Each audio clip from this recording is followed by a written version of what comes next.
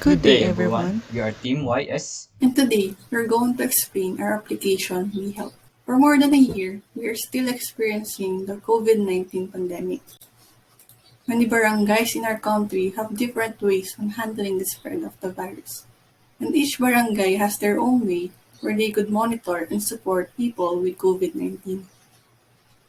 In Barangay Dadlod de Pasiti, they deal with multiple problems, and their focus is to provide support and to monitor condition of the people who have COVID-19 in their barangay. One of their objectives is to gather information. To gather information means that the barangay would get your name, age, location, and details of who were the last people you were with and last place you visited. The information that would be gathered would be used for contact tracing. Escort the infected citizens to the nearest hospital if needed.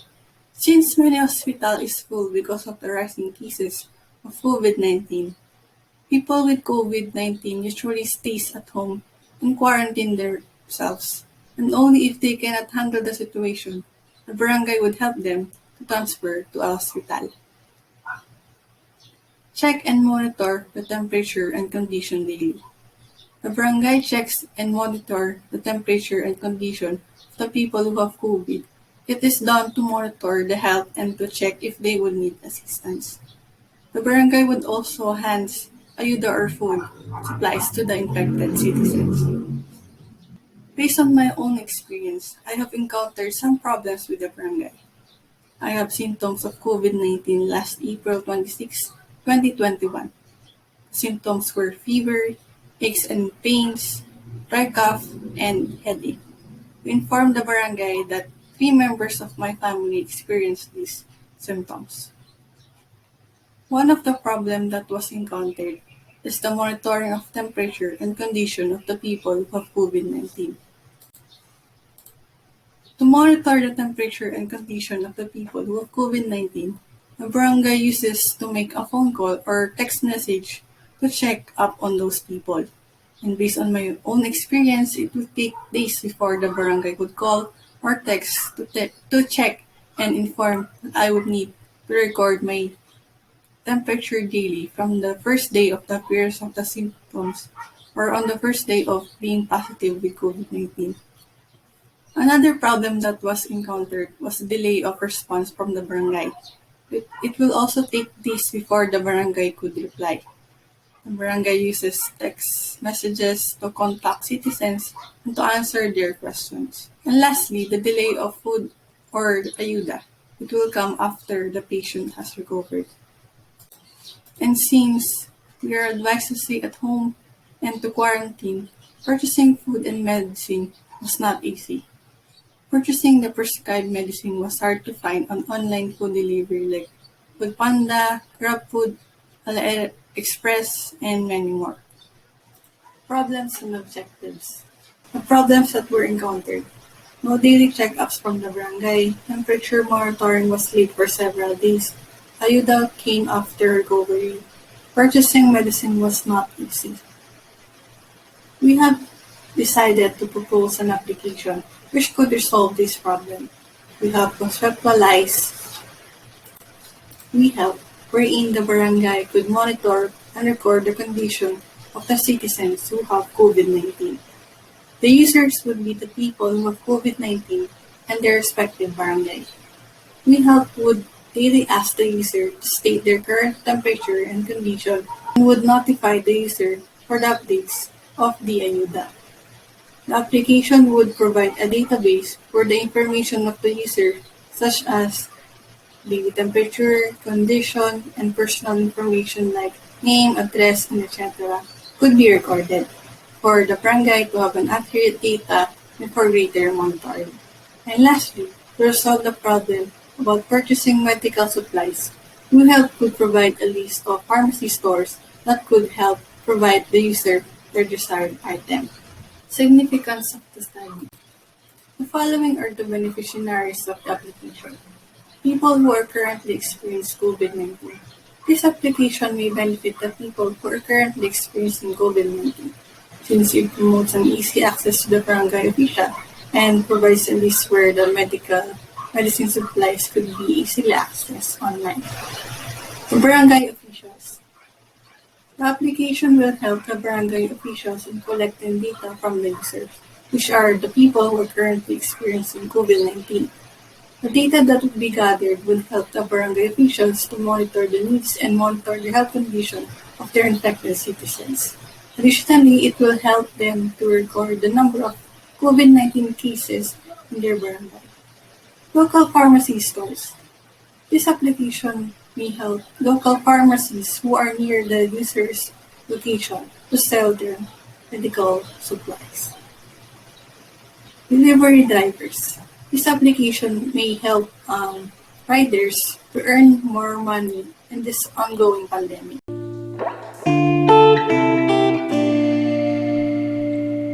Hi, I'm Rafael Sanandanan. Today, we are going to talk about what are the algorithms we will use in our prototype. The first algorithm will be the binary search algorithm. This will be mainly used for searching. This works for when you're looking for some medicines online to be ordered and be delivered to your home. This makes searching much easier on the online store where all the items are in a sorted list. Extras algorithm. This will be mainly used not only for the delivery person, but also for the users as well.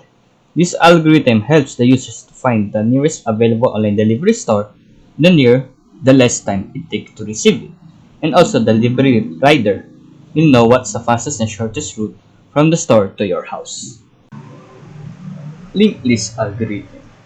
This algorithm will be mainly used for storing data of the user, like the full name, email, address, date of birth, zip codes, and landmark. Next one is hashing algorithm. Hashing algorithm will be used for storing the user's password. And the last one is decision tree. Decision tree, this gives the user the freedom to skip the login page and can decline when the app asks for the user's temperature and health condition. Now, that's all for the algorithms we came up with. Now, I'm going to discuss functionalities of the app. The first one is user profile. This gathers the information from the user, such as name, ID, email, birthday, phone, and location. Next up is health updates. This shows the COVID-19 guidelines and asks the user to state their current health condition, whether they have the symptoms of COVID-19, and if they have contact with another person who has COVID-19. In addition, it asks the user to report their current temperature daily to effectively monitor their health. The third one is online delivery. We noticed that during the pandemic, all the e-commerce apps are only focused on foods like Foodpanda or GrabFood and essentials like Ultimate Online Delivery. We noticed that there was not much of an online delivery app that focuses on medicines. So, we came up with this idea since health has always been a top priority even before the pandemic starts. The fourth one is barangay service. The lack of communication from the barangay about the current situation, especially during the pandemic, we came up with this idea since many of us experience a lack of updates from the barangay or delayed updates. With these functions, it can help the barangay official update easily about the current status or situation inside the barangay, and the users can easily see what the announcements are and will always be up to date. The last one is WeChat. This allows the users to chat or to call a barangay employee that could assist the user with regards to their needs.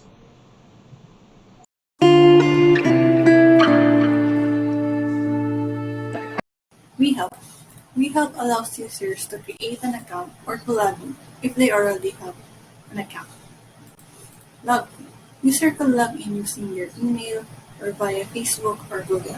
And if the user does not have an account, he or she could sign up. To sign up, the user needs to fulfill the following: full name, email, and password. The user could sign up using Facebook or Google.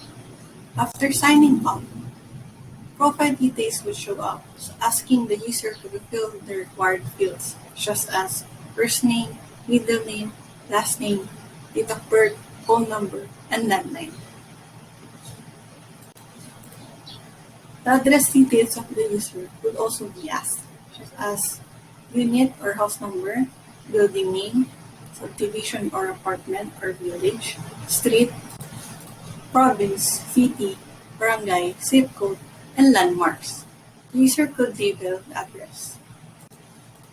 This is the homepage of the application, wherein we could see the help, online delivery, barangay service, and at the lower part, we could see the card, WeChat, and user profile. When the user visits the user's profile, it would ask the user to verify its account. The application would ask the user for a valid ID to verify the email and to verify the phone number of the user. In valid ID, the user would pick from passport ID, national ID, and driver's license ID. The picture of the chosen valid ID would be uploaded to the app to verify the ID. In email verification, a code would be sent to the email of the user. If the user did not receive the code, the user could click on Resend. Phone number verification. A code would be sent to the user's phone number, and if the user did not receive the code, the user could click on Resend. After verifying, the profile of the user would show up. The user could edit the profile. When we go to help, COVID-19 guidelines would show. After viewing the guidelines, we help would ask its user to answer the following questions.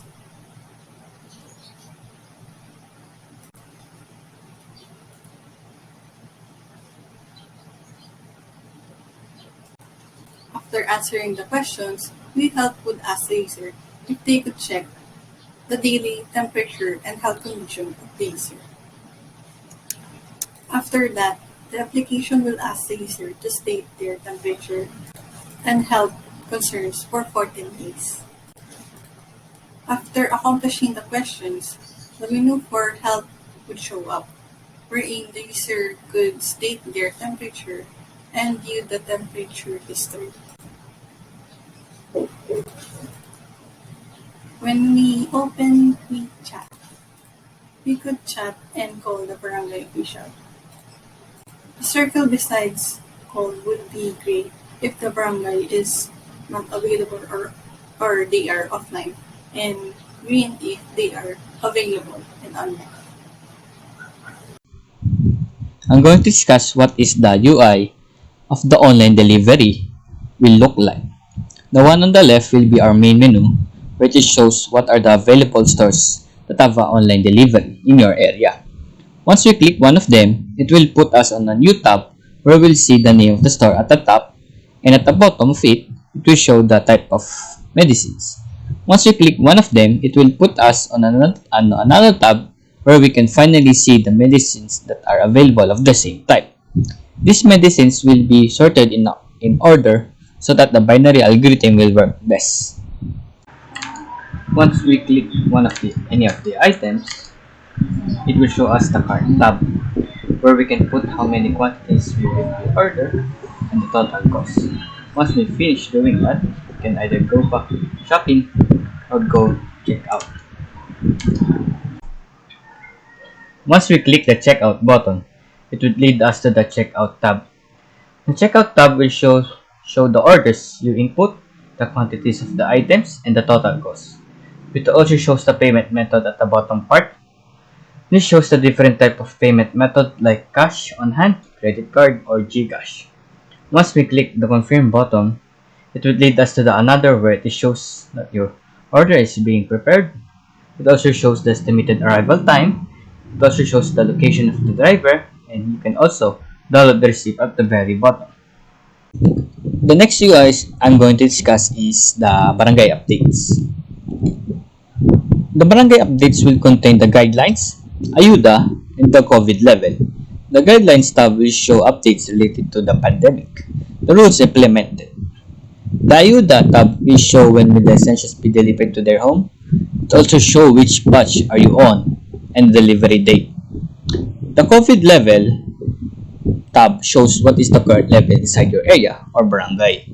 It also shows some rules that must be followed during that. It will also show what are the other different levels.